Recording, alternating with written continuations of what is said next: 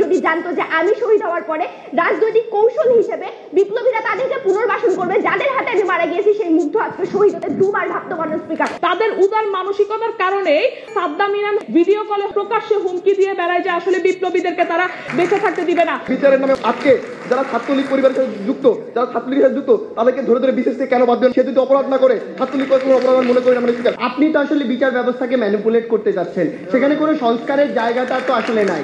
এই যে আওয়ামী লীগকে ফিরিয়ে আনা লাগবে, তাদেরকে মাফ করে দেওয়া লাগবে, তাদের সাথে ভ্রাতৃত্বপ্রতিম সম্পর্ক রেখে চলা লাগবে আমাদের রাজনৈতিক ক্ষেত্রে, এই যে ধারণাগুলো পিচ করে যাচ্ছে আজকে আমাদের রাজনৈতিক ক্ষেত্রে, আমরা মনে করি ওই প্রত্যেকটা মানুষ আওয়ামী দোষর। জুলাই বিপ্লব আমরা কেন করেছিলাম?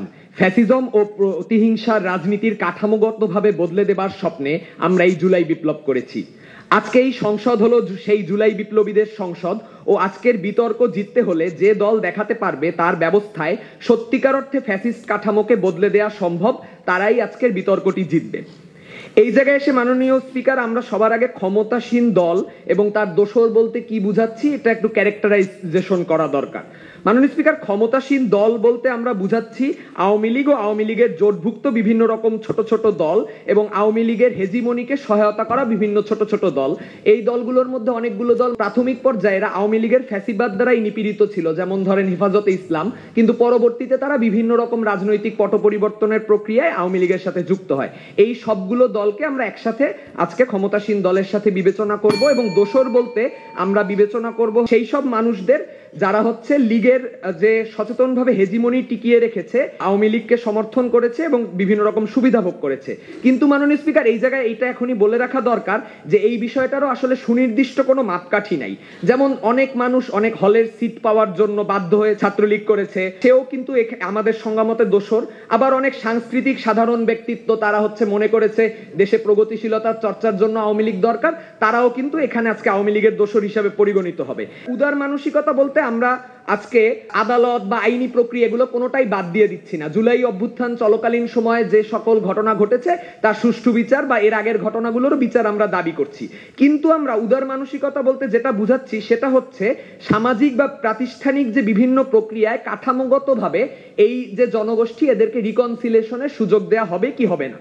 এই জায়গায় এসে মাননীয় স্পিকার, সবার আগে আমরা বলতে চাই যে কেন আমরা এই দলটাকে সুযোগ দেয়া গুরুত্বপূর্ণ বলে মনে করছি। মাননীয় স্পিকার, দেখুন, আমরা মনে করি যে কোনো রাজনৈতিক দল আসলে কেবল একটা সংগঠন বা নির্দিষ্ট কিছু ব্যক্তিবর্গ না, ব্যক্তি হাসিনা না, ব্যক্তি কিছু লোক না।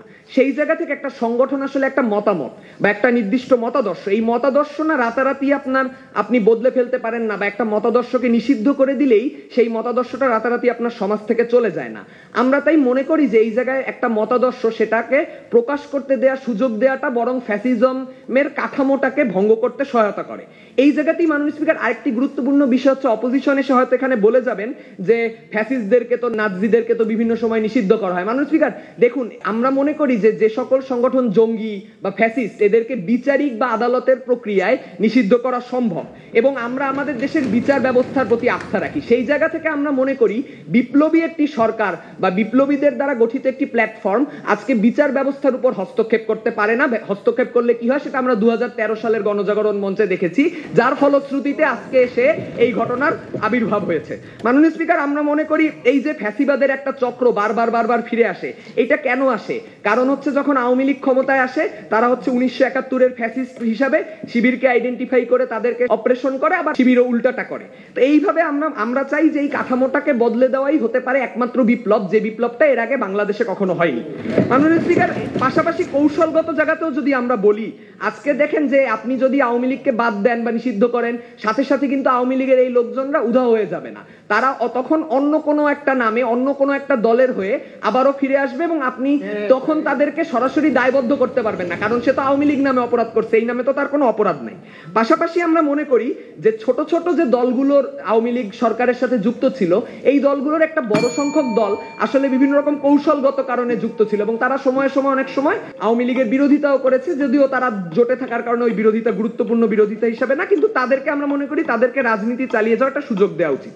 পাশাপাশি আমরা মনে করি মানুষ স্পিকার দোসরদের বিষয়ে এসে বললে আমাদের সবার আগে যেটা দেখতে হবে 1971 সালের শিক্ষাটা।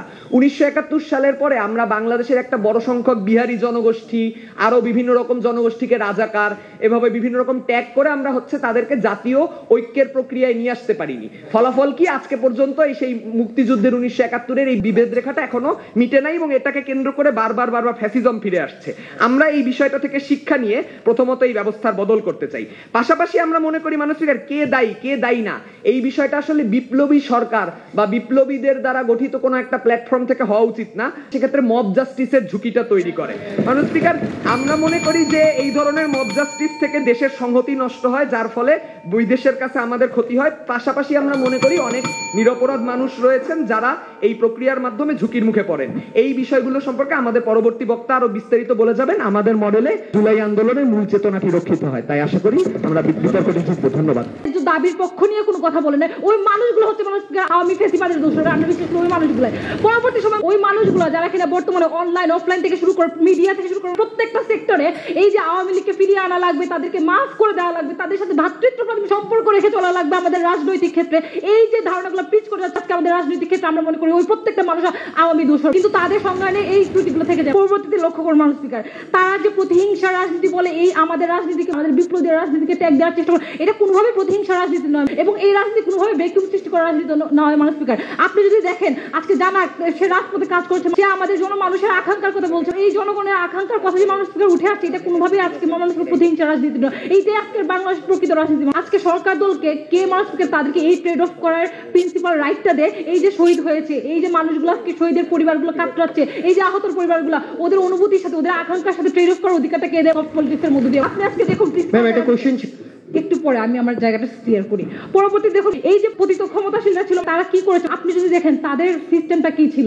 তারা আমাদেরকে তারা আমাদের প্রত্যেকটা ইনস্টিটিউশনকে ভেঙে দিয়েছে, তারা হচ্ছে বিডিআরকে কলঙ্কিত করেছে। তারা আজকে যে পুলিশ বাহিনী, যে সেনাবাহিনী আমাদেরকে রক্ষা করার কথা ছিল, মানুষের কথা বলার কথা ছিল, ওই সেনাবাহিনী ওই পুলিশ বাহিনীকে তারা এক্সপ্লয়েট করে মানুষকে তাদের হাতিয়ার হিসেবে ব্যবহার করে, তাদেরকে সব পলিটিক্সের মধ্যে দিয়ে তাদের প্রতি উদারনৈতিকতা উদার মানসিকতা দেখানোর মধ্যে দিয়ে তাদেরকে সমর্থন জানানোর কথা বলেন। আমরা বিপ্লবীরা যারা কিনা প্রতিনিয়ত জীবনের ঝুঁকি নিয়ে স্পিকার আজকে শাহবাগে দাঁড়িয়েছিলাম, কপালে পতাকা বাঁধতে পারি না মানুষ স্পিকার, যে মানুষগুলোর কারণে তাদের প্রতি নাকি মানুষ উদার মানসিকতা দেখুন। জি ভাইয়া। ম্যাম আচ্ছা, শহীদদের পরিবাররা কি হচ্ছে আপনাকে এই ট্রেড অফটা দেয় যে হচ্ছে আপনি নিজের হাতে বিচার তুলে নিয়ে মব জাস্টিসের ঘটনাগুলো করবেন? আচ্ছা দেখুন, আমরা বলছি না আমরা ডিরেক্ট রাস্তায় গিয়ে আজকে যে সাদ্দাম ইনানকে আজকে খুন করব, আমরা বরঞ্চ বলতে চাচ্ছি আমরা প্রেসার গ্রুপের মধ্য দিয়ে আমরা আমাদের গভর্নমেন্টকে বাধ্য করব সাদ্দাম ইনানের মতো খুনি সন্ত্রাসীরা যারা কিনা অনলাইনে আমাদেরকে প্রতিনিয়ত ফেলে দিয়ে যায় তাদেরকে দেশে ফিরিয়ে আনুন। শুরু থেকেই বর্তমান যে রেজিম, বর্তমানে যে ক্ষমতাসীন দল আছে তারা কি করলো, তারা একটা সফট আন্দাজে ক্ষমতা চালানো শুরু করলো। তার ফলে কি হলো মানুষ আজকে ওবায়দুল কাদেরের মতো একজন দাবি সন্ত্রাসী কিনা হচ্ছে তাদের হুকুম বলে আজকে রাষ্ট্রপতি আমাদের শিক্ষার্থী ভাই বোনেরা নিহত হয়, তাদেরকে পালিয়ে যেতে সাহায্য করছে, তাদেরকে ফিরিয়ে আনার, তাদেরকে পুনর্বাসনের রোডম্যাপ আমাদেরকে দিচ্ছে। আমরা বিশ্বাস করি আপনি যদি এই আওয়ামী লীগ, যে আওয়ামী লীগ কিনা আপনার 75 জনগণের মুখকে বন্ধ করে দেয়, যে আওয়ামী লীগ কিনা 7 সাল থেকে বাচ্চাকে অনেক বেশি ঝুঁকিপূর্ণ করে দেয়, ওই আওয়ামী লীগকে আমরা কোনোভাবেই এই উদারনৈতিক পলিটিক্সের মধ্যে দিয়ে আনবো না। আমরা বিশ্বাস করি যদি আমরা আওয়ামী লীগকে এইভাবে নিয়ে আসি তাহলে আমাদের যে নতুন রাজনৈতিক বন্দোবস্তটা সৃষ্টি হচ্ছে সেই নতুন রাজনৈতিক বন্দোবস্তের জন্য একটা বাধা সৃষ্টি করবে। আমরা বিশ্বাস করি আমাদের নতুন রাজনৈতিক বন্দোবস্তে আওয়ামী লীগের প্রতি বা এই যে ক্ষমতাসীন এবং তাদের দোষ তাদের প্রতি কোনোভাবে উদার মানুষকে দেখানো উচিত হবে না। পরবর্তীতে আমরা বিশ্বাস করি এটা হচ্ছে আমাদের যে জুলাই বিপ্লবের প্রিন্সিপাল, সেই প্রিন্সিপালকে হার্ম করে, এই প্রিন্সিপালের জায়গা থেকে আমরা মনে করি উদার মানসিকতার কোনো প্রয়োজন নেই। পরবর্তীতে আমরা বিশ্বাস করি এই যে জুলাই বিপ্লবটি সংগঠিত হয়েছে এর পরবর্তীতে আমাদের যে মানুষগুলো বা জন আকাঙ্ক্ষা যে সৃষ্টি হয়েছে যে আমরা একটা নতুন বাংলাদেশ দেখব, আমাদের নতুন বাংলাদেশের যে একটা স্বপ্ন, এই স্বপ্নটা ভুলন্টিত হবে রাজনৈতিক পটে এই সফট পলিটিক্সের মধ্য দিয়ে। তারা যে গুপ্ত রাজনীতির কথা বলেন মানুষ স্পিকার, গুপ্ত রাজনীতিতে যাবে না। আমরা এখনো দেখতে পাই এই যে গুপ্ত রাজনীতির টেন্ডেন্সিটা, এটা হচ্ছে ফ্যাসিবাদের মধ্যে না থেকে বরঞ্চ তারা মাঠে এসে কিভাবে খুন করা যায়, তারা বলছে জয় বাংলা যারা বলবে না তাদেরকে নাকি প্রকাশ্যে থ্রেট দিচ্ছে, তারা হচ্ছে মেরে ফেলবে, হুমকি ধামকি দিচ্ছে। এই যে প্রতিনিয়ত প্রতিহিংসা রাজনীতিটা আওয়ামী দোসরদের থেকে আসছে, আমরা মনে করি তাদেরকে সঠিক বিচার ব্যবস্থার মধ্যে দিয়ে আমরা বিপ্লবীরা যখন প্রেসার গ্রুপ হিসেবে কাজ করবো এদেরকে এই বিচার ব্যবস্থার মধ্যে দিয়ে নিয়ে গিয়ে আমাদের শহীদের রক্তের সাথে 5 সেকেন্ড জেলে নিতে মানুষ পাবে, শহীদের রক্তের প্রতি মূল্যায়ন দিতে মানুষ পাবে, তাহলে আমরা মনে করি আমরা এই যে জুলাই বিপ্লব সফল এবং ফ্যাসিবাদী কাঠামোকে আমরা ভেঙে দিতে পারবো এবং আমরা আমাদের সাইড থেকে এটা স্পষ্ট করে যেতে মানুষ পাবে। ধন্যবাদ সবাইকে। মাননীয় বিরোধী দলীয় নেতা যে কথাগুলো বলে গেলেন সেই কথাগুলো এবং খুবই ব্লেম কিছু হচ্ছে আমাদের উপর খুব ব্লেম দিয়ে গেলেন, সেই জিনিসগুলো ক্লিয়ার করতে চাচ্ছি। প্রথমত আমরা আপনাকে কখনো বলি নাই আমরা আওয়ামী লীগকে পুনর্বাসন করবো, এটা হচ্ছে আমাদের বিরোধী দলের সবচেয়ে একটা ভুল ধারণা। স্পিকার, আমরা এই জায়গাটার কথা বলছি যে কেউ যদি বৈচারিক ব্যবস্থার মধ্যে সেই দলটা বা সেই মানুষগুলো যদি সে গিলটি প্রুভেন হয় তাহলে তাকে তার শাস্তিটা পেতে হবে। ইভেন ইফ এটা আওয়ামী লীগ যদি নিষিদ্ধের মতো জায়গায় যায়, আমরা অলরেডি জানি যে আইসিসিতে অলরেডি একটা বিভিন্ন ধরনের মামলা করা হচ্ছে, এই প্রক্রিয়ার মধ্যে আওয়ামী লীগ যদি নিষিদ্ধ হয় সেটা হবে। কিন্তু আমরা যে জিনিসটা মনে করি সেটা হচ্ছে ওই যে যতক্ষণ পর্যন্ত আপনি ওই যে সাদ্দামকে ফিরিয়ে এনে শাস্তি দিতে না পারবেন, আপনি ওবায়দুল কাদেরকে ফিরিয়ে এনে শাস্তি দিতে না পারবেন, এর আগ পর্যন্ত তার সামাজিক যে রাইটগুলো, নাগরিক হিসেবে যে রাইটগুলো, যেটা আইনও আপনাকে বৈধতা দেয় না, আইনে কিন্তু এই ধারাটা রয়েছে যে একজন নিরপরাধ যাতে কোনোভাবে শাস্তি না পায়, তাহলে সেই দায়িত্বটা আপনাকে কে দেয় যে আপনি নিজের হাতে শাস্তি তুলে নিয়ে আপনি সেই শাস্তিটা দেবেন। এই জায়গাটাই ডিবেটটা মান স্পিকার, এটা বিরোধী দল বুঝতে ভুল করেছে। দ্বিতীয়ত মান স্পিকার, আজকে আমরা যে জিনিসটা দেখাতে যাচ্ছি যে আওয়ামী যে দোসররা আজকে তারা বলতে চাচ্ছেন যে আমরা যে আওয়ামী যে দোসররা তারা যারা বলতেছে যে আওয়ামী লীগ পুনর্বাসন করেন, এই করেন সেই করেন, তারাও তো হচ্ছে আওয়ামী লীগের দোসর। আমরা আমাদের সংজ্ঞানে এটাকেও বাদ দিই নেই, এটা তারা হয়তো ভুলতে অসুবিধা হয়েছে। এখন এই জায়গাটা আসেন, এই যে এই আওয়ামী লীগ দলকে যদি আপনি এই মুহূর্তে আইসা যে জিনিসগুলো হচ্ছে এই দলটা অন্য রূপে ফিরে আসতে পারে, অন্য কোনো টেররিস্ট অর্গানাইজেশন হিসেবে ফিরে আসতে পারে, বা এই দলের সবাই কিন্তু সমানভাবে অপরাধী না। আপনি যদি চিন্তা করেন আমরা এই জায়গায় যদি 50 জন হলের স্টুডেন্ট থাকে, 40 জন স্টুডেন্টকেও হচ্ছে ছাত্রলীগ প্রোগ্রামে নিয়ে গেছিল, তাহলে তাদেরকেও কি আপনি ছাত্রলীগের দোষর মনে করবেন? সে তার জীবনে 40টা প্রোগ্রাম করেছে, তাদেরকে আপনি কোন বিচারে এই জায়গা থেকে বাদ দিবেন? সেই জায়গাটা হচ্ছে আপনাদের মেকানিজমে নাই। তাহলে আপনার মেকানিজমে কি আছে? ছাত্রলীগের ভয় হচ্ছে প্রোগ্রামে যেতে হলো তাকে আপনি শাস্তি দিচ্ছেন, আমরা সেই মেকানিজমে যাইতে চাই না। কেউ যদি আলটিমেটলি ভ্যান্ডালিজমের সাথে যুক্ত থাকে, কারো যদি আসলেই গিলটি হয়ে থাকে, তাহলে সেই শাস্তি পাবে। এইটা হচ্ছে আমাদের মেকানিজম। স্পিকার, আমরা আপনাকে একটা এক্সাম্পল দেখাই। আজকে আপনি দেখে থাকবেন, আমরা যদি মহানবী সাল্লামের সময় চলে যাই, তখন হচ্ছে একটা প্রথা ছিল, যুদ্ধ জয়ের পরে সকল পুরুষরা হচ্ছে ওই এলাকা ছাড়া হইতো, ওইখানকার মালপত্র এবং মহিলাদের ভাগ বন্টন করে নেওয়া হইতো যারা জিতত। স্পিকার, মক্কা বিজয়ের পর মহানবী সাল্লাল্লাহু আলাইহি ওয়াসাল্লাম কি করলেন যে এই প্রথাটা তুলে সবাইকে ক্ষমা করে দিলেন। এর ফলশ্রুতিতে আজকে ইসলামের যে পরিবর্তন, ইসলামকে মানুষ একটা শান্তির ধর্ম হিসেবে চেনার যে পরিবর্তন, সেই জিনিসটা হয়েছে। আমরা আপনাকে এই জিনিসটা দেখাইতে চাই। এই বিপ্লবী সরকারের একমাত্র উদ্দেশ্য ছিল কি? বাংলাদেশে একটা কাঠামোগত সংস্কার করা। সেই জিনিসটা হচ্ছে আপনি যখন করতে না পারবেন তাহলে এটার উদ্দেশ্যটা ব্যর্থ হবে। আজকে যখন ভারতের মিডিয়াগুলো আপনাকে দেখায় যে হিন্দু মুসলিম দাঙ্গা হচ্ছে, আপনার এটার বিরুদ্ধে কোনো অল্টারনেটিভ নাই। আপনি যখন এই জিনিসগুলোকে কাউন্টার অ্যাটাক দিতে যাবেন তখন আপনাকে হচ্ছে আপনার নিজের মধ্যে শান্তি দেখাইতে হবে, আপনার জাতীয় ঐক্য দেখাইতে হবে।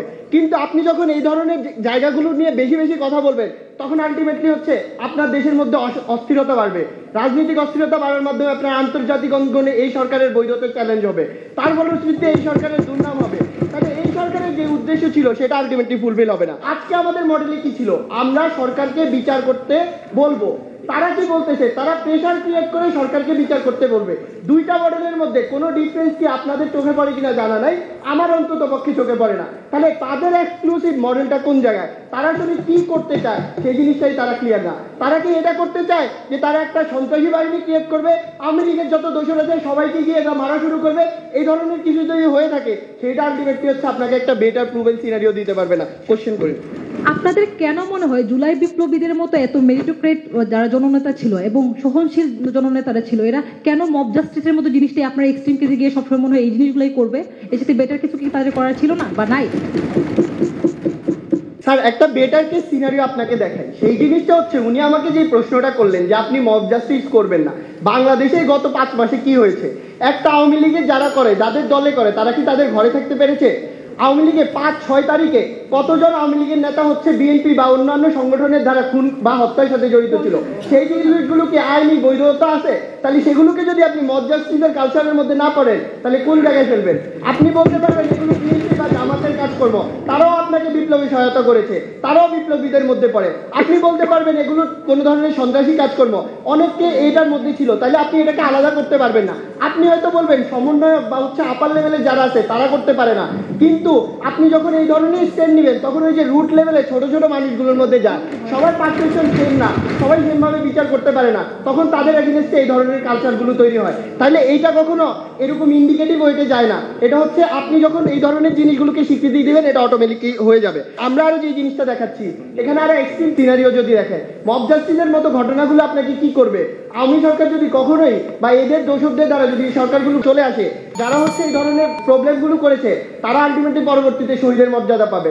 আমরা দেখেছি বিএনপি এবং শিবিরের মতো সংগঠনগুলো যারা আসলে এইসব গিল্টির সাথে জড়িত, তারা এখন এসে ক্লেম করে যে আমাদের অমুক শহীদ ছিল তমুক শহীদ ছিল, আসলে তারা আসলে অনেক মাননীয় বিরোধী দলের নেতা মাননীয় মন্ত্রী আপনাকে শেষ করার অনুরোধ জানাচ্ছি। ক্রিয়েট হইতে পারে, তাই আমরা মনে করি এই প্রস্তাবটি গৃহীত হবে।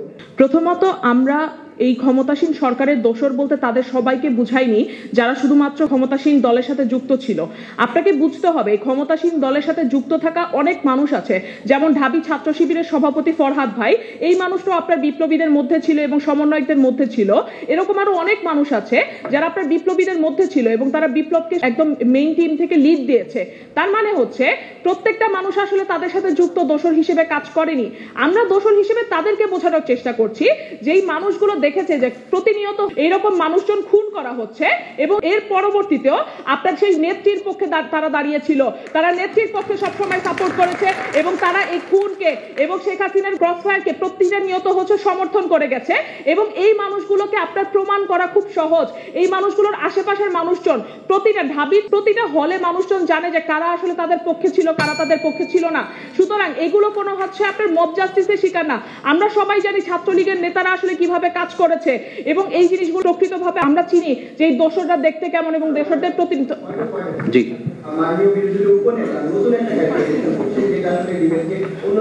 কোনটা নতুন করেছে? উনি বলতে চাচ্ছেন এস.এম. ফরহাদের মতো শিবিরের সভাপতি যারা হচ্ছে ছাত্রলীগের সমাজ কল্যাণ বা এই ধরনের সংগঠনের সাথে যুক্ত ছিল তাদেরকে তারা দোষর বলতেছেন না, এই ধরনের ক্যারেক্টারাইজেশনে যাচ্ছেন। আচ্ছা, আমি অর্ডারটি গ্রহণ করছি না। মাননীয় বিরোধী উপনেতা, আপনি বক্তব্য চালিয়ে যান। এর মাধ্যমে এটি প্রমাণিত হয় যে আসলে প্রত্যেকটা মানুষ যারা বাধ্য হয়ে ছাত্রলীগ করেছে এই মানুষগুলোর কথা আসলে এর মধ্যে অন্তর্ভুক্ত নয়। যেই মানুষগুলো আপনার জুলাই গণঅভ্যুত্থানের সময়ও ফেরত আসেনি এবং তারা প্রতিনিয়ত এখন পর্যন্ত সোশ্যাল মিডিয়া এবং তারা হচ্ছে আপনার শেখ হাসিনার ফিরে আসার স্বপ্ন দেখে এবং এই মানুষগুলোকে আপনার প্রতিনিয়ত দেশের বিভিন্ন জায়গায় হচ্ছে বিপ্লবীদের খুন করার সাথে জড়িত, বিপ্লবীদের আহত করার সাথে জড়িত, এই মানুষগুলোর কথা আমরা বারবার বলার চেষ্টা করেছি।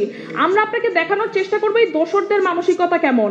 এই দোসররা আপনার এত বছর ধরে শেখ হাসিনার আমলে প্রতিনিয়ত তারা বিভিন্ন রকম বেনিফিটেড হয়েছে, তারা সব রকম পেশাগত জায়গায় বলেন, সাংস্কৃতিক জায়গায় বলেন, এই মানুষগুলোর মানসিকতা এমন হয়েছিল যে তারা রাজনৈতিক ক্ষমতা বলে তারা সকল কিছু হাসিল করবে এবং এই মুহূর্তে তারা আসলে এই সেম জিনিসগুলো পাচ্ছে না।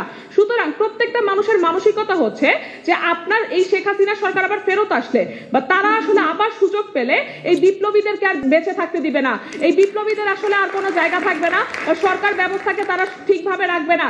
ইতোমধ্যেই দেখেন যে আপনার কতবার প্রতিবিপ্লব করার চেষ্টা করা হয়েছে। আপনি দেখেন যে 15ই আগস্টের সময় কতবার প্রতিবিপ্লব করা হয়েছে। আপনার ঢাকা বিশ্ববিদ্যালয়ে বারবার বাসের পর বাস, মাইক্রোবাস পাঠিয়ে মানুষজন পাঠানো হয়েছে প্রতিবিপ্লব করানোর জন্য। আপনার সচিবালয়ের মতো জায়গায় আগুন লাগে, আপনার আনসার বাহিনী দিয়ে সচিবালয় হচ্ছে পুনর্বাসন করা হয়। এই প্রত্যেকটা জিনিস কিভাবে সম্ভব হয়েছে? এই প্রত্যেকটা জিনিস সম্ভব হয়েছে আপনার উদার মানসিকতার দ্বারা।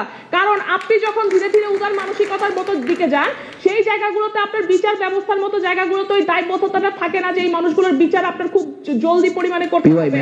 আমরা কখন পিওআই চেয়ে নিব, আমরা কখনো এটি বলিনি যে আমরা প্রত্যেকটি মানুষকে মব জাস্টিসের মাধ্যমে বিচার করবো এবং আমরা এটি সমর্থনও করি না। আপনি দেখেন 5 আগস্টের পরবর্তী কিছু সময় যে পরিমাণ মব কিলিং হয়েছে সেটা মানুষের ক্ষোভে হয়েছে এবং সেটি সমন্বয়কদের দ্বারা বা লিড যারা দিয়েছে তাদের দ্বারাও হয়নি, বিপ্লবীদের দ্বারা। কিন্তু তাহলে পরবর্তীতে এই সংখ্যা ধীরে ধীরে কমে আসছে, অর্থাৎ এই বিপ্লবীরাও এইরকম মব কিলিংকে সমর্থন করে না এবং তার এগেইনস্টে বিপ্লবীরা আসলে কি সমর্থন করে? বিপ্লবীরা সমর্থন করে যে আপনি সবসময় প্রেসার গ্রুপটা তৈরি রাখবেন যে আমাদের বিপ্লবীদের রক্ত, আমাদের শহীদ ভাইদের রক্ত যারা নিয়েছে এই মানুষগুলোকে আমরা মাফ করব না। এবং এই আপনি যে উদারপন্থা রাখবেন না, এই উদারপন্থার মাধ্যমে আপনি আপনার বিচার ব্যবস্থাকে এই প্রেসারে রাখবেন। কারণ আপনি জানেন আপনার বিচার ব্যবস্থার এই স্লো প্রসেস, এই প্রসেসে আসলে মানুষজন কিভাবে আসলে বিচার ব্যবস্থায় হচ্ছে গিয়ে একটা ভালো সুবিধাগুলো পাওয়ার জায়গা থাকে আপনার এবং তাদের আওয়ামী পুনর্বাসনের ওইখানে একটা মেকানিজম অলরেডি বিচার ব্যবস্থার জায়গায় এক্সিস্ট করে। সুতরাং সুতরাং এর মাধ্যমে আপনার বিচার ব্যবস্থাগুলো লুপ হোলগুলো আপনার কাছে চলে আসে। আমরা বিশ্বাস করি এইভাবে বিচার ব্যবস্থার হচ্ছে কি একটা জায়গায় আপনার ভালো একটা জায়গায় আসা সম্ভব। তাদের উদার মানসিকতার কারণেই আপনার আজকে সাদ্দাম ইরান তাদের জায়গা থেকে বসে ভিডিও কলে প্রকাশ্যে হুমকি দিয়ে বেড়ায় যে আসলে বিপ্লবীদেরকে তারা বেঁচে থাকতে দিবে না, তারা ফিরে আসবে এবং তারা দল গঠন করছে। এইরকম জায়গাগুলোতে এভাবেই উদারপন্থা থেকে ধীরে ধীরে আপনি আসলে বিপ্লবীদেরকে আহত করার চেষ্টা করেন। বৈষম্য বিরোধী আন্দোলনের গাড়িতে কিভাবে মানুষজনকে হামলা করা হয় প্রতিনিয়ত সার্জিস আলম হাসান ভাইদের গাড়িতে হামলা হয়। এই হামলাগুলো আপনার প্রতিনিয়ত করার সাহস পাবে কখন? যখন দেখবে যে না ধীরে ধীরে আপনার যে এই প্রেশার গ্রুপটা স্লো হয়ে যাচ্ছে, এটা নিয়ে আর কেউ কথা বলছে না, আপনার এই মানুষজনের বিচার নিয়ে কেউ কথা বলছে না। এটাই হচ্ছে আপনার উদারপন্থার একটা উদাহরণ। তখন আপনার এই ফ্যাসিস্টটা কিভাবে ফিরে আসে? ফ্যাসিস্টটা ফিরে আসে যখন এদের শাস্তির দৃষ্টান্ত থাকে না। আমরা বিশ্বাস করি আপনি যখন এইরকম প্রেশার হিসেবে কাজ করবেন তখন এই ফ্যাসিস্টের এগেইনস্টে আপনি দৃষ্টান্ত তৈরি করে রাখবেন যে এইরকম ফ্যাসিস্ট হাসিনা সরকারে কিভাবে বিচার করা হবে এবং কেন এটার এগেইনস্টে প্রেশার গ্রুপ তৈরি করে রাখা হয়েছে। এবং এর মাধ্যমে আমরা বিশ্বাস করি ভবিষ্যতে কোনো ফ্যাসিস্ট গ্রুপ ফিরে আসার সম্ভাবনা থাকবে না। ধন্যবাদ মাননীয় স্পিকার। প্রথমত যে বিষয়টি আপনাকে বুঝতে হবে, আজকে দেখুন মাননীয় স্পিকার, বিপ্লব মানে কি একটা চেঞ্জ করতে যাচ্ছি, ঠিক আছে, বিতর্কটা এই জায়গায়, ঠিক আছে, ওকে, তারা বলতেছে আজকে বাধ্য করে, আজকে আমরা বলতেছি আমাদের বিচার ব্যবস্থা যেটা রয়েছে সেটাকে আমরা ঠিক করে বা সেটা একটা চলতেছে, সেই জায়গায় আমরা চিন্তা করতেছি যারা যারা দোষর, যারা দলের রয়েছে, যারা আসল অপরাধী তাদেরকে আমরা শাস্তির দিকে নিয়ে যাবো। আজকের জায়গাটা আমাদের এই জায়গাতে। কিন্তু আজকে বিপ্লবের নামে আমরা কি দেখতে পাই? 5 তারিখের পরবর্তীতে একটা আওয়ামী লীগের প্রত্যেকটা বাড়ি ধ্বংস করা হয়, সে মানুষগুলো হত্যা করা হয়, খুনের মতো ঘটনা ঘটে মাননীয় স্পিকার। অর্থাৎ প্রতিহিংসা রাজনীতি এখানে ফিরে আসে। প্রথমত আপনি বিপ্লবী হয়ে এখানে মবে দিয়ে কেন যান, সেই জায়গাটা এঙ্গেজ করে না প্রথমত। দ্বিতীয়ত আজকে চিন্তা করুন, তারা বলে বাধ্য করবে, আজকে কি আপনি কোন ধরনের বাধ্য করতে যাচ্ছেন? আপনার বাধ্যতার মাধ্যমে মব জাস্টিসের দিকে যাবে। এই মব জাস্টিস কেন খারাপ চিন্তা করুন। এই শাহবাগ এবং শাপলা চত্বর সেকুলারিজম বনাম ইসলামের যে সংঘাতটা ঘটেছিল, এই সংঘাতটা কেন ঘটেছিল? ওই যে আমরা 71-এর সময় যাদেরকে রাজাকার হিসেবে ট্যাগ দিয়েছি, যাদেরকে আমরা দোষর মনে করতাম, 71-এর দোষর মনে করতাম, তাদের বিরুদ্ধে গিয়ে একটা জাস্টিস সিস্টেমের বিরুদ্ধে গিয়ে আমি নতুন ভাবে একটা বিপ্লবী মানুষগুলো সবাই তাদের বিরুদ্ধে দাঁড়ানোর ফলে আমার যে জাস্টিস সিস্টেম সেটাকে ভেঙে দিয়ে সেটা গণ মানুষের একটা বিপ্লবী রায় দিয়ে আমরা কি দেখতে পাই? দেলোয়ার হোসেন সাঈদীকে ফাঁসি দেওয়া হলো, কাদের মোল্লার মতো মানুষকে ফাঁসি দেওয়া হলো, অর্থাৎ জামাতের মানুষগুলোকে ধরে ধরে ফাঁসি দেওয়া হলো। অর্থাৎ আপনি কি সেই দিকে আবারও যাবেন কিনা, সেই দিকে আপনার যাওয়ার যে টেন্ডেন্সি, সেই জায়গাটা আমরা বিরোধিতা করতেছি। আমরা বিশ্বাস করি আপনার মানসিকতা উদার থাকা উচিত। উদার মানে যারা যারা অপরাধী তাদেরকে বিচার করুন, কিন্তু এই বিচারের নামে আজকে যারা ছাত্রলীগ পরিবারের সাথে যুক্ত, যারা ছাত্রলীগের সাথে যুক্ত, তাদেরকে ধরে ধরে বিশেষ থেকে কেন বাদ দেন? সে যদি অপরাধ না করে, ছাত্রলীগ কোনো অপরাধ মনে করেন আমরা স্পিকার, সে আপনার গায়ে হাত দিয়েছে কিনা, সে আপনাকে হত্যা করেছে কিনা, সে আপনার খুনের সাথে জড়িত ছিল কিনা? আজকে হলের যে ছেলে মেয়েগুলো শুধু হলের জন্য ছাত্রলীগের ট্যাগ রয়েছে, ট্যাগের কারণে তারা একটা বিশেষ দিতে পারে না। কেন আপনি অপারেশন চালান? আজকে এই জায়গায় আমাদের কেসটা আপনি বিচার করেন, আমাদের সমস্যা নাই, কিন্তু ছাত্রলীগের সাথে জড়িত থাকার কারণে বা ছাত্রলীগের যে আদর্শ ধারণ করে এই কারণে আপনি কেন তাদেরকে আজকে অপারেশন গ্রুপ হিসেবে ওই জামাত শিবিরের মধ্যে তাদের ট্যাগ দিয়ে দিয়ে সমাজ থেকে বিচ্ছিন্ন করেন? আজকে তাদের কেসে কি করে? আজকে যে ভাইগুলো ছাত্রলীগের পক্ষে ছিল, কোন অপরাধ করে শুধু ট্যাগিং এর কারণে তাদেরকে আমরা হলে ঢুকতে দেয় না, আমাদের কালচার থেকে বাদ দিচ্ছি। মেনে নিলাম 30% যে আওয়ামী লীগের সলিড ভোট রয়েছে, যারা দোষর হিসেবে আছে গণ্য, এই 30%কে আপনি শাস্তি দেওয়ার পরে তবু সমাজে পুনর্প্রতিষ্ঠা, যে পুনর্বিবেচনা, সেই জায়গাটা আপনি রাখেন না। আজকে বিপ্লবীরা কি বলে? তাদেরকে আমরা রাখবো না, তাদেরকে আমরা গ্রহণই করবো না সমাজে। এই গ্রহণ না করার কারণে 30% যে মানুষ রয়েছে তাদেরকে পুনর্বাসনের সুযোগ দিয়ে না দেন। দুইটা কেস আপনি দেখতে পারেন। প্রথম কেস নাম্বার 1, এই 30% মানুষ ছাড়া আপনি জাতীয় ঐক্য তৈরি করতে পারবেন না, এরা সমাজের অংশ, এদেরকে নিয়ে আপনি চলতে হবে। অর্থাৎ আপনি পরে দিয়ে নিব, অর্থাৎ এদেরকে আপনি পুনর্বাসন করতে হবে সামাজিক কাঠামোতে, তারা যেন ভালো হিসেবে থাকতে পারে। কিন্তু পরবর্তীতে এদের উপর আপনি যখন নির্যাতনটা বেশি চালান, অপারেশন চালাইতে এরা ফ্যাসিস্ট হয়ে যাবে, এরা অত্যাচারী সহ্য করতে করতে এরা আপনার আবারও বাংলাদেশে ভান্ডালিটি তৈরি করবে। বিপ্লব থেকে ফ্যাসিবাদের জন্ম হয় কিভাবে? আজকে যারা মুক্তিযুদ্ধের পক্ষে কথা বলতো তারা পরবর্তীতে জামাত ইসলামকে ধ্বংস করার মাধ্যমে ফ্যাসিস্ট হয়ে যায়। আজকে বাঙালি জাতীয়তাবাদের জন্য আমরা যুদ্ধ করেছি, সে বাঙালিরা আজকে কিভাবে পাহাড়ে গিয়ে, অর্থাৎ আমার যে বিপ্লবী যে মানুষগুলো রয়েছে আজকে, সে মানুষগুলো কি করবে? ওরা ছাত্রলীগ, ওদেরকে ট্যাগিং দিব, ওরা ছাত্রলীগ, ওদের দোষ, ওরা ছাত্রলীগ, ওদেরকে মারবো। এই মারার ফলে কি হচ্ছে? বিপ্লবী মানুষগুলো ফাঁসিবাদ, অর্থাৎ প্রতিহিংসা রাজনীতি আপনার দেশে চলতেছে। উত্থাপন করুন। প্রশ্নটা হচ্ছে আপনার কথা অনুযায়ী, যেহেতু এর আগে ক্ষমতাসীন দলের সময়ে ঢাবি হলে ছাত্রলীগের ছেলেদের হলে প্রত্যেকটা মানুষ ছাত্রলীগ ছাড়া থাকতে পারতো না, তার মানে আপনার ট্যাগিং এর রাজনীতির কারণে এখন কি ঢাবির হলের ছাত্রলীগের প্রত্যেকটা হল কি খালি হয়ে গেছে তারা ছাত্রলীগ পূর্ববর্তীতে করেছিল বলে, এবং তাদের সবাইকে কি দোষর হিসেবে আপনার বলে বিপ্লবীরা? আপনি দেখেন বোর্ডের দিকে তাকান, বোর্ডে ধরে ধরে বের করা হয়েছে। হলে যারা ক্যান্ডিডেট ছিল তারা আজকে বিপ্লবের পক্ষে থাকা সত্ত্বেও হলে থাকতে পারে না। কেন সেই তারা থাকতে পারে না? সেই জায়গায় তারা এঙ্গেজ করে পরবর্তীতে, অর্থাৎ আপনার ফ্যাসিজম হওয়ার একটা সৃষ্টি চান্সেস রয়েছে এই জায়গায়। 2 নম্বর যে বিষয়টা, সহিংসতার রাজনীতি আবারও ব্যাক করে বাংলাদেশে, এই সহিংসতার রাজনীতি আপনাদের কেসে কেউ ব্যাক করবে না, সেটা আপনারা দেখান না। 3 নম্বর বিষয়টা ট্যাগিং এর রাজনীতি থেকে যায় এই জায়গায় পরবর্তীতে আপনার জাতীয় ঐক্যের জন্য আপনাদের জাস্টিস সিস্টেম কি বলে একজন অপরাধী হলেও তাকে শাস্তি দেওয়ার পরে সমাজে নিয়ে আসতে হবে, তাদেরকে নিয়ে সমাজটা গ্রহণ করতে হবে। 30% মানুষকে আপনি কি করবেন? তারা শাস্তি পাওয়ার পরে তাদেরকে আপনি সারা জীবন অপারেশন চালাবেন কিনা সেই জিনিস আপনারা এঙ্গেজ করেন না। পরবর্তীতে অর্থাৎ আমাদের কেসগুলোতে আপনারা যদি আরেকটা জিনিস লিগ্যাল ফ্রেমওয়ার্ক দেখেন, আপনি শাপলা চত্বরের মতো ঘটনা কেন ঘটে? একটা অংশকে বেশি ট্যাগিং করার কারণে বেশিভাবে আপনার নিজের যে মতদর্শ নিজের যে বিচার সেটা চাপিয়ে দেওয়ার মাধ্যমে, অর্থাৎ এই বিষয়গুলো আবার ফিরে আসবে। আবার লক্ষ্য করুন পরবর্তীতে আজকে যদি চিন্তা করি আমরা, এই যে হচ্ছে আওয়ামী লীগের কথা নিষিদ্ধ বা আওয়ামী লীগের করতে দিবেন বা এই ধরনের কথা বলতেছে, বা তারা বলে কি যে আওয়ামী লীগ হচ্ছে ওই দল যারা বাকশালী রক্ষীবাণী গ্রহণ করেছিল। আমরা বলতে চাই আওয়ামী লীগ ওই দল, তার মধ্যে মৌলানা আব্দুল হামিদ খানের ভাসানীর মতো রাজনীতি ছিল, শেখ মুজিবুর রহমানের মতো রাজনীতি ছিল। অর্থাৎ একটা দল পার্টিকুলার ভুল সিদ্ধান্তের কারণে আপনি তার উপরে সহিংসতা চালাতে পারেন না। আমরা বলতেছি আপনাদেরকে বিচারের মুখোমুখি নিয়ে যান, কিন্তু আপনারা নিজের একটা কাঠামোগত বিচার দাবি নিয়েছেন আর নিষিদ্ধ করতে হবে, নিজেরা নিয়ে এসেছেন ওকে খুন করতে হবে, নিজের একটা বিচার নিয়ে এসেছেন তাকে হত্যা করতে হবে। এই বিচার নিয়ে এসে গভর্নমেন্টকে পুশ করার মাধ্যমে আপনারা সহিংসতা দিকে ছড়াচ্ছেন, কিন্তু আমরা সেই জায়গায় আপনাকে দেখাই না। আমরা দেখাই আপনি আদালতে বিচার করেন, পরবর্তীতে বিচার হওয়ার পরে ওই মানুষগুলোকে আমরা সমাজে গ্রহণ করবো, অ্যাকসেপ্টেবিলিটি দিব, তার মাধ্যমে মানুষগুলোর পুনর্প্রতিষ্ঠা করতে পারবো। অর্থাৎ আমরা আজকে যে মানুষগুলো আজকে বাংলাদেশে ফ্যাসিস্টের দিকে চলে গেছে, তারা খারাপ কাজ করেছে, এদের মেন কারণ ছিল এই যে কিছু মানুষের জন্য তারা সব মানুষকে আমরা খারাপ বলতে পারি না। অর্থাৎ এই জায়গা থেকে তিনটা জিনিস আমাদের ঐক্য, দ্বিতীয়ত পুনর্বাসন ক্ষমতা আমাদের থাকে, দেশে স্থিতিশীলতা ভিতরে থাকে, জাতীয় ঐক্য ঠিক থাকে, এবং বিপ্লব পরবর্তীতে ফ্যাসিস্টের রূপ নেয়, সেই জিনিসটা আমাদের রক্ষিত হয়। ধন্যবাদ মাননীয় স্পিকার। সরকারি দলের পুরো বিতর্কটা দাঁড়িয়ে আছে যে আমরা যদি উদারপন্থী না হই এবং আমরা যদি উদারপন্থার চর্চা না করি, তাহলে তারা এই উদারপন্থার চর্চা না করার সাথে বিচার ব্যবস্থা একটা তুলনা করছে যে তারা উদারপন্থার চর্চা করে বিচার ব্যবস্থাটার মাধ্যমে তারা অপরাধীকে শনাক্ত করবে। মানে স্পিকার, আজকে আপনি সরকার হিসেবে যখন অপরাধীদের প্রতি উদারপন্থা দেখাবেন, আপনার দেশের জনগণ সেটা বিশ্বাস করবে কিনা যে বিচার ব্যবস্থা সুষ্ঠুভাবে হচ্ছে? এই প্রশ্নটা আজকে রেখে দেবেন। মানে স্পিকার, দেখেন আপনাদের ওয়ার্ল্ডে যদি সুষ্ঠু বিচার ব্যবস্থার মাধ্যমে, আইনি প্রক্রিয়ার মাধ্যমে তারা হচ্ছে গিয়ে অপরাধীদের শাস্তির মাধ্যমে তারা বের হয়ে আসবে, আমাদের ওয়ার্ল্ডে আপনি উদারপন্থা না দেখায় বরং এই জনগণের ট্রাস্টটাও অর্জন করতে পারবেন। আপনাদের ওয়ার্ল্ডে আপনি উদারপন্থা দেখায় জনগণের ট্রাস্টটা হারাবেন। দুইটা ওয়ার্ল্ডে বিচার ব্যবস্থা হবে। এখানে আমরা বিচার ব্যবস্থার প্রতি এখনো প্রশ্ন রেজ করতেছি। তারা পুরাটা ডিবেট এক্সট্রিম কেসে করছে যে বিচার ব্যবস্থা সুষ্ঠু, এই সুষ্ঠু বিচার ব্যবস্থা এই জিনিসটা ধরে নিয়ে তারা বলতেছে যে বিচার ব্যবস্থা সুষ্ঠুভাবে সম্পাদন হবে, তারপরে হচ্ছে তাদেরকে উদারপন্থা দেখো। স্পিকার, তাদের বিচার ব্যবস্থাটা কত দিনে হবে, কখন থেকে শুরু হবে, কোন জায়গায় যেয়ে শেষ হবে, কয়জন অপরাধীকে তারা শনাক্ত করবে এবং তারপরে কখন তার উদারপন্থা দেখিয়ে তাদেরকে রাজনৈতিক পুনর্বাসন করবে? স্পিকার, এটার কোনো মেকানিজম নেই। তারা বলার চেষ্টা করে যে যদি আমরা বিচার ব্যবস্থার দিকে না যাই তাহলে মব কিলিং হয়। স্পিকার, বিচার ব্যবস্থার দিকে আজকে আমরাও আছি, কিন্তু আমরা আপনাকে বলতেছি যে আপনি তাদের দিকে কোনোভাবে উদারপন্থা দেখাতে পারবেন না। তারা আজকে বলে মব কিলিং। তাদের হলে, ফজলুল হক হলে যখন একটা মব কিলিং হয়েছে, তাদের ফজলুল হক হলের ছাত্ররা সেটা সবার আগে প্রতিবাদ করেছে। অর্থাৎ স্পিকার, আপনি যদি এই যে যারা কিলিং করেছে তাদের প্রতি উদারপন্থা নাও দেখা, তাও আপনার দেশে এই যে কে কিলিং করছে তাদেরকে ধরা এবং তাদেরকে ছাত্রত্ব বাতিল করা, এই যে একটা বিচারিক প্রক্রিয়ার মধ্যে দিয়ে তারা যায় মানুষ করে। অর্থাৎ আপনি তাদেরকে উদারপন্থা না দেখালেও তারা যায়।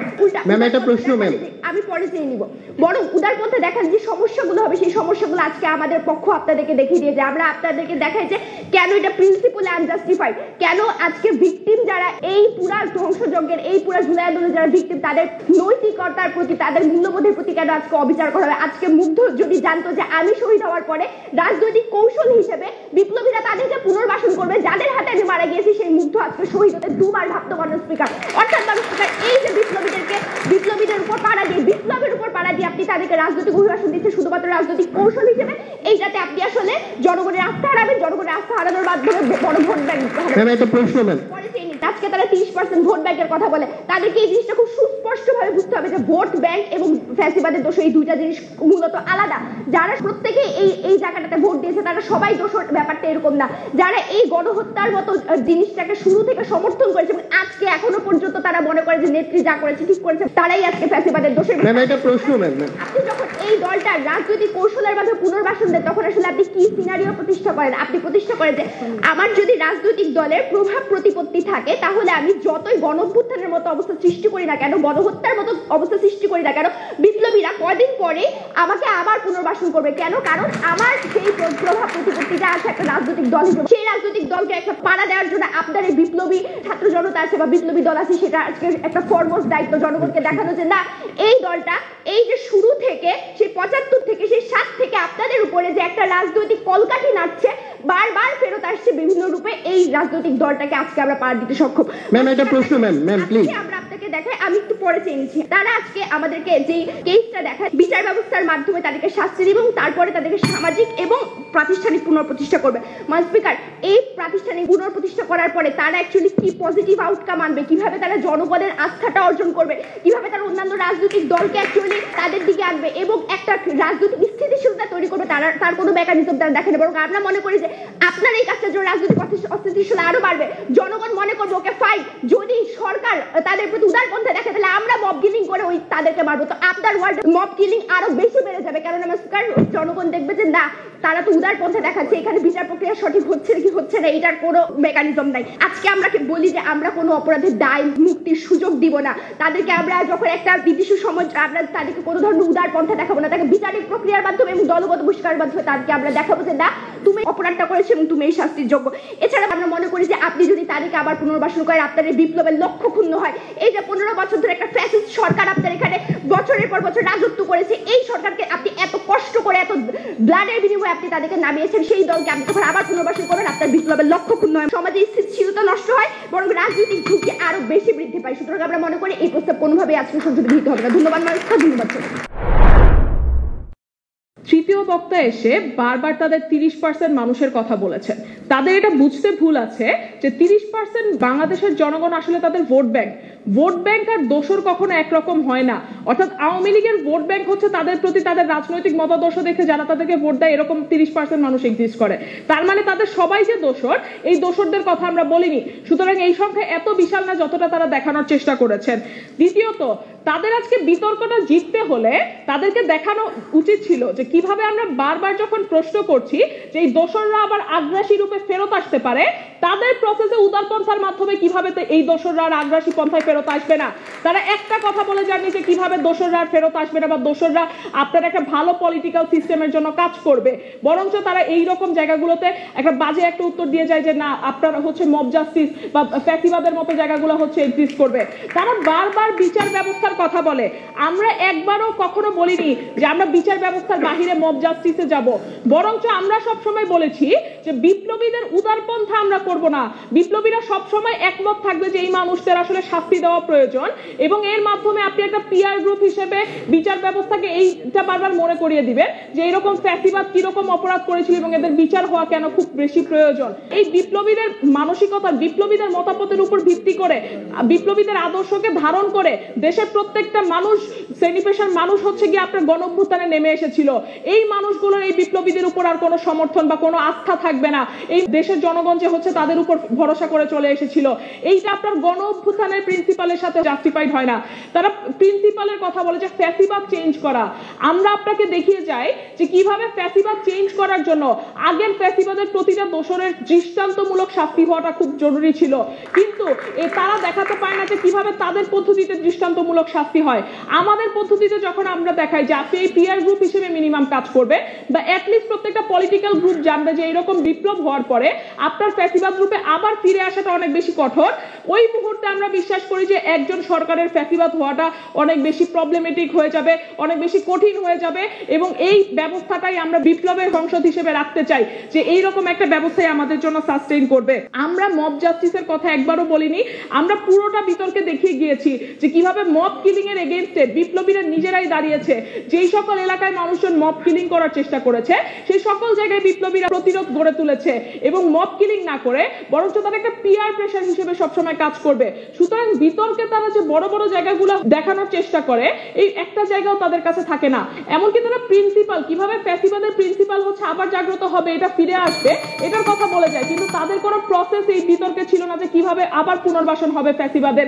এইরকম বিতর্কে আমাদের প্রক্রিয়ায় হচ্ছে আইনের শাসন নিশ্চিত হবে, বরঞ্চ উদারপন্থী হলে আপনি যে গুটি কয়েক মানুষের কথা বলছেন এদের বিচার ও আপনার সংসদে সম্ভব হবে না। ধন্যবাদ মাননীয় স্পিকার।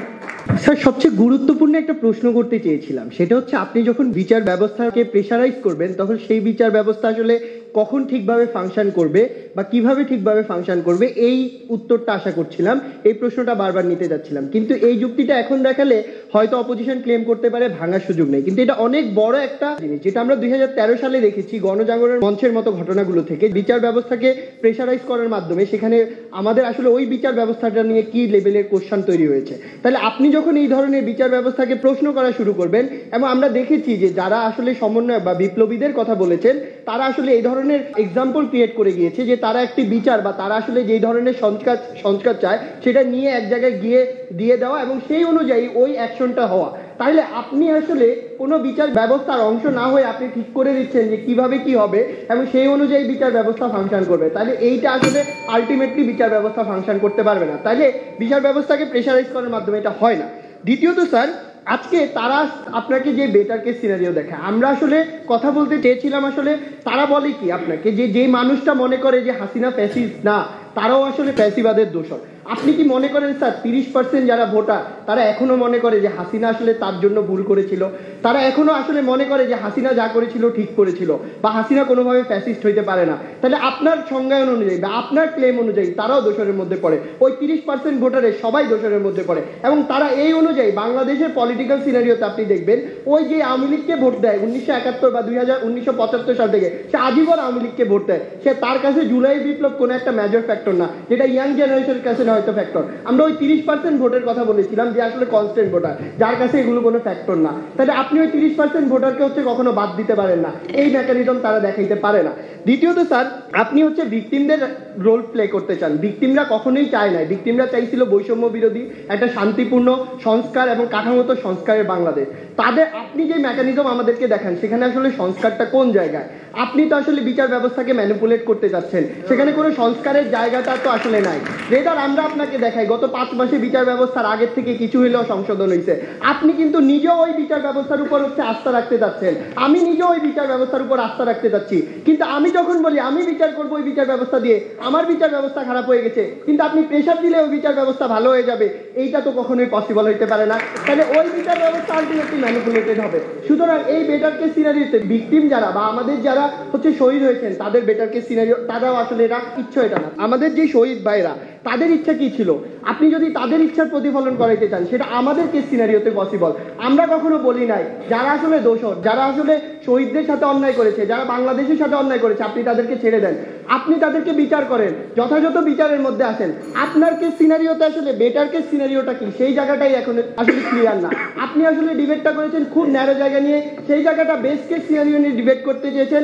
রেদার আমরা চেষ্টা করেছি পুরো ডিবেটটাকে সব জায়গায় ডিবেট করার জন্য, এবং আপনারা আমাদের অনেকগুলো জায়গায় এঙ্গেজই করেন না। যেমন আন্তর্জাতিক অঙ্গনে বাংলাদেশের ভাবমূর্তি কেমন হবে সেই বিষয়ে কোনো কথা নাই, এবং রেদার হচ্ছে আপনার বিচার ব্যবস্থা এক্সক্লুসিভ মেকানিজম কি সেটা নিয়েও কথা নেই। ধন্যবাদ মাননীয় স্পিকার। ধন্যবাদ।